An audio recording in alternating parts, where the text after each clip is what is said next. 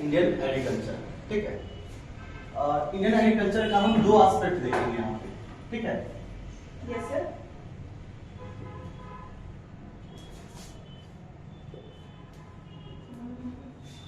Agriculture and allied sector. अब ये agriculture allied sector क्या है, तो कहा जाए तो ये primary sector of the economy. ठीक है, और ये जो इंडियन एग्रीकल्चर हम लोग पढ़ रहे हैं वो दोनों एस्पेक्ट से पढ़ेंगे, ज्योग्राफी के एस्पेक्ट से भी और इकोनॉमी के भी एस्पेक्ट से। क्लियर है? Yes sir. तो सबसे पहले हम लोग इंडियन एग्रीकल्चर की विशेषता यानी कि उसके फैक्टर्स क्या क्या हैं, क्या क्या फीचर्स हैं, सो देखेंगे। लेकिन फीचर आप तभी एनालाइज कर सकते हैं जब आपको उसकी हिस्ट्री, उसका इतिहास पता हो। तो हम इंडियन एग्रीकल्चर के इतिहास को अगर हम कुछ पार्ट्स में बांट के देखें, जैसे फर्स्ट कह सकते हैं हम लोग एंशिएंट इंडिया में क्या था, मिडिएवल टाइम में क्या था, और 1764 to 1947 that means colonial rule में क्या था, और आफ्टर 1947। ये चार आपके फेजेस हैं इंडियन एग्रीकल्चर को, जहां पे हम देखेंगे कि इंडियन एग्रीकल्चर का डेवलपमेंट कैसे हुआ है। ठीक है, तो देखिए कि हमको फर्स्ट टाइम एग्रीकल्चर का जो एविडेंस है वो कहां से मिलता है, इंडस वैली सिविलाइजेशन। क्लियर? और इंडस वैली सिविलाइजेशन में जो एग्रीकल्चर था वो एग्रीकल्चर किसके लिए हो रहा था, पहले अपने सेल्फ रिलायंस के लिए, फिर बाद में ट्रेड के लिए। ठीक है, तो जब ये एग्रीकल्चर सरप्लस हुआ तभी जाके ट्रेड हुआ, और ट्रेड से वो जो इंडस वैली सिविलाइजेशन था वो कन्वर्ट हो गया अर्बन सिविलाइजेशन में। क्लियर? अब आप देखिए कि सिंधु सभ्यता यानी इंडस सिविलाइजेशन जो है वहां पे एग्रीकल्चर जो था वो मुख्य रूप से आपका नॉर्थ वेस्ट रीजन जो है, पंजाब, कश्मीर, पाकिस्तान, अफगानिस्तान का जो रीजन है वही फैला हुआ। क्यों? क्योंकि 1000 बीसी में क्या निकल रहा है हमारे पास, क्या मिल रहा है हमको, आयरन। और जब आयरन की खोज हुई तभी एक क्रांति भी हुई। कौन सी क्रांति, तो कहा जाए तो एग्रीकल्चर रेवोल्यूशन। क्यों? क्योंकि इस आयरन की खोज ने पूरे इंडस और गंगा के मैदान को साफ करने का तरीका ढूंढ लिया। मतलब ये कहने का है कि अगर आप सपोज मान लेते हैं रफ फिगर हम बनाते हैं भारत का, ठीक है, हम देखेंगे कि ये जो रीजन है अफगानिस्तान, पाकिस्तान, यहाँ पे सिंधु सभ्यता था, और यहाँ पे क्या था, ये डेंस फॉरेस्ट था। अब इस फॉरेस्ट को काटना बहुत मुश्किल था। क्यों? क्योंकि इनके पास क्या था, ब्रोंज था, कॉपर था, बट ये पेड़ क्या थे, हार्ड थे। कहा जाए तो ये क्या है आपका टेम्परेट रीजन है, टेम्परेट रीजन में क्या था आपका हार्डवुड्स था। तो उसको काटने में क्या चाहिए था आपको, लोहा, आयरन। इसीलिए एग्रीकल्चर का डेवलपमेंट इसके आगे हो ही नहीं पा रहा था। बट जैसे ही आर्यंस आएंगे भारत में, मिडिल एशिया से क्या आएंगे, आर्यंस आएंगे, और अपने साथ क्या लाएंगे, वो लोहा। और लोहा से इस पेड़ों को काटना बहुत आसान हुआ। अब एग्रीकल्चर इधर शिफ्ट होता चला गया। क्लियर है? यानी कि एंशिएंट इंडिया में एग्रीकल्चर कहां था, north west part of India में, सब इंडियन कॉन्टिनेंट में, और इधर से ये ईस्ट शिफ्ट होता चला गया। और देखिएगा इसी एग्रीकल्चर के बेस पे यहाँ पे 16 महाजनपदाज निकले। उस 16 महाजनपदाज में एक जनपद था आपका मगध, जो गंगा सोन रिवर के कन्फ्लुएंस पे था। इसके कारण वो बहुत ही उपजाऊ जमीन था। उपजाऊ बोले तो फर्टाइल है, जहां पे आप बीजों को छिड़कने पर विदाउट फर्टिलाइजर या लेस फर्टिलाइजर से भी आप अच्छे उत्पादकता को प्राप्त कर सकते थे। अब देखिए यहाँ पे फिर एक रीजन आता है आगे आपका अशोका, और कहा जाता है कि अशोका के रीजन में एग्रीकल्चर का डेवलपमेंट बहुत ज्यादा हुआ था, बहुत ज्यादा हुआ था। क्योंकि वहां पे वैश्य जो कम्युनिटी थी, जो शूद्र कम्युनिटी थी, उनका मेन जो प्रोफेशन था वो एग्रीकल्चर की ओर बेंड हो चुका था। और गुप्ता एज तक आते आते शूद्र भी क्या हो गए, एग्रीकल्चर में इंडल्ज हो गए। इट मींस क्या कि यहाँ पे एग्रीकल्चर का डेवलपमेंट हो रहा है डायनेस्टी वाइज, और अभी भी एग्रीकल्चर लैंड जो है उसका ऑनरशिप किसके पास है, फार्मर के पास है। ठीक है, आप ये एग्रीकल्चर चैप्टर अच्छे से पढ़ेंगे तब आपको जाके एक चैप्टर पढ़ना है आपको नेशनलिज्म, जो नक्सलिज्म है वो भी आपको समझ में आ जाएगा। अब देखिए एंशिएंट टाइम तक जो फार्मर था वही ऑनर था लैंड का। अब आते हैं मिडावल रीजन में। ये मिडावल इंडिया में same as it is ancient की तरह चलता था। हाँ, यहाँ पे बहुत सारे कुछ डेवलपमेंट्स हुए एग्रीकल्चर एरिया में, एग्रीकल्चर को प्रमोट करने के लिए कैनल का डेवलपमेंट करवाया गया। किसके द्वारा? जीएसटी द्वारा, यासुद्दीन तुगलक द्वारा, ठीक है। लेकिन सबसे ज्यादा कैनल का फॉर्मेशन किसके शासनकाल में हुआ है? फिरोज शाह तुगलक के काल में हुआ। तो आप देखेंगे कि एफएसटी, जीएसटी या अकबर, इन सब का काल ऐसा रहा जो बहुत प्रमोट करता है आपके यहाँ एग्रीकल्चर को। बट अराइवल ऑफ ब्रिटिश, जैसे ही ब्रिटिश आती है तो ब्रिटिश देखिएगा 1764 में बैटल ऑफ बक्सर लड़ती है, और इस बक्सर से जो रेवेन्यू सिस्टम है वो ब्रिटिश के हाथ में चला था। कहां का? बंगाल का। और बिहार में एक दीवान को नियुक्त करता है, कौन है वो? सीताब रॉय। अब देखिएगा कि इनका रेवेन्यू सिस्टम एस्टैब्लिश हो चुका है, बट ब्रिटिश 1793 में एक नया परमानेंट सेटलमेंट लाते हैं, मतलब रेवेन्यू सिस्टम लाते हैं। रेवेन्यू सिस्टम में 3 सिस्टम को इंट्रोड्यूस करेंगे। कौन कौन? जमींदारी, महालवारी और रेवेन्यू।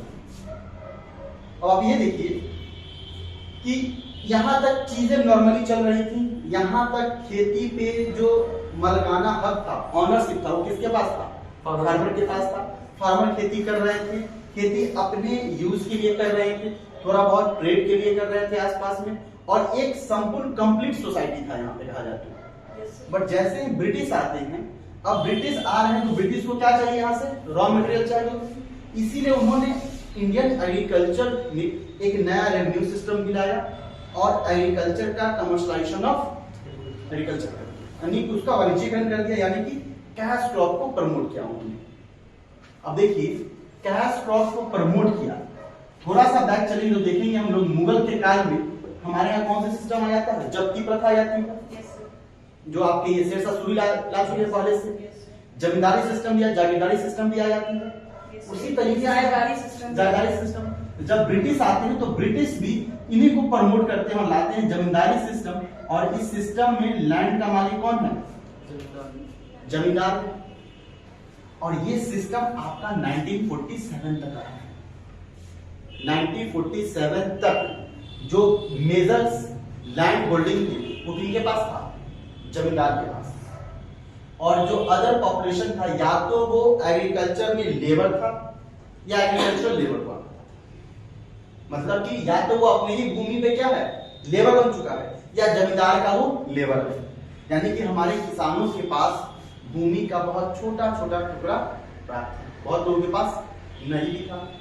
इसलिए रिफॉर्म किया गया कि भैया हम जमींदारी सिस्टम को क्या करेंगे? एबॉलिश करेंगे और जमीन के टुकड़ा को फिर से रीडिस्ट्रीब्यूट करेंगे।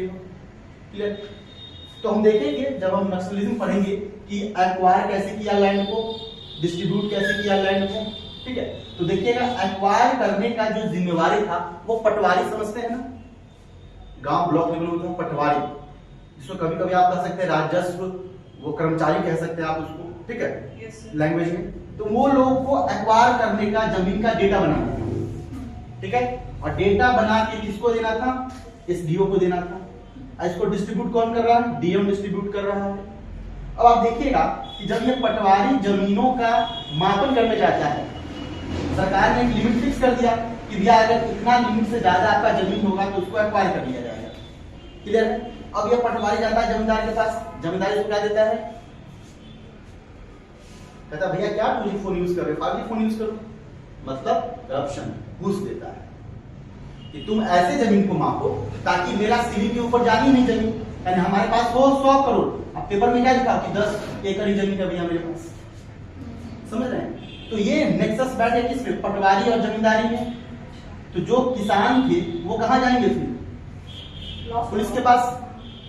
पुलिस का नेक्सस फिर से बैठे किसके पास? जमींदार के साथ। तो 3 नेक्सस कंप्लीट हो गया आपका। एक पटवारी जिसमें आपके एसडीएम इंक्लूड हुआ करते थे, एक आपका जमींदार और एक पुलिस। ये तीनों का नेक्सस इतना स्ट्रांग हो गया कि फार्मर्स के पास कोई ऑप्शन ही नहीं था, कहीं नहीं जाने का ऑप्शन था। जब आपके पास ऑप्शन नहीं होता आप क्या करते हैं? रिवोल्ट करते हैं। और एक छोटा सा रिवोल्ट स्टार्ट हुआ आपके पश्चिम बंगाल के नक्सलबारी डिस्ट्रिक्ट में। उसका इतिहास अलग से वो हम देखेंगे।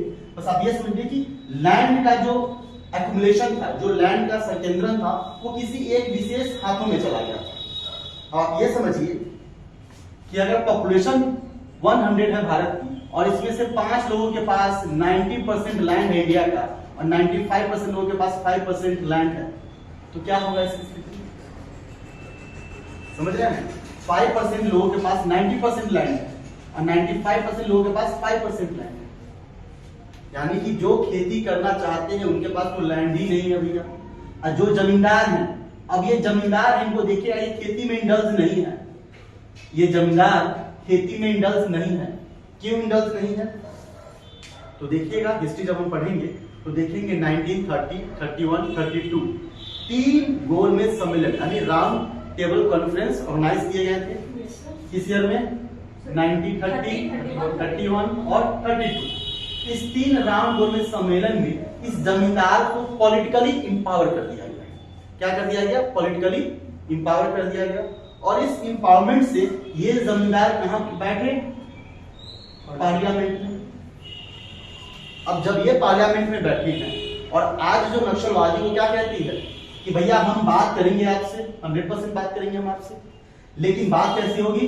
लाइव बात होगी, ठीक है? तो सरकार का देखिए कि हम बात करेंगे आपसे, लेकिन आपको पहले डिसआर्मामेंट मतलब आपको अपना जो आर्म्स है वो त्यागना पड़ेगा।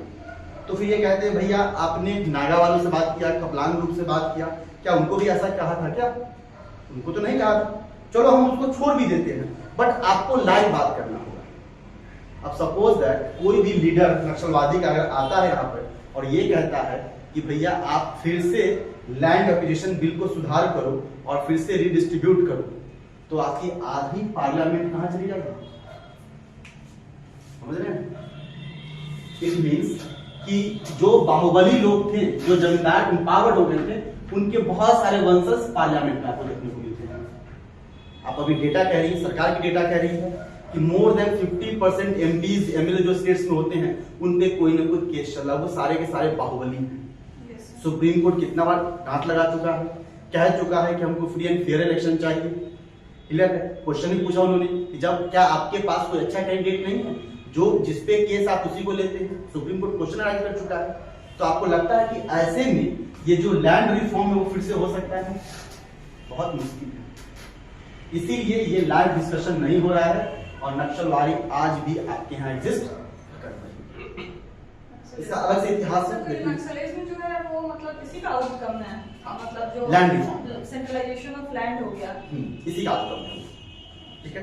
और उसमें बहुत सारे फेज है, 4 फेज है नक्सलवादी को बताएंगे हम। स्टार्टिंग में बस एक लैंड डिस्ट्रीब्यूशन को लेकर के डिमांड था। देखिए थोड़ा सा हम आपको एकदम प्रिसीजन बता देते हैं। हुआ क्या, 1952 में ऑल इंडिया किसान सभा की बैठक हुई।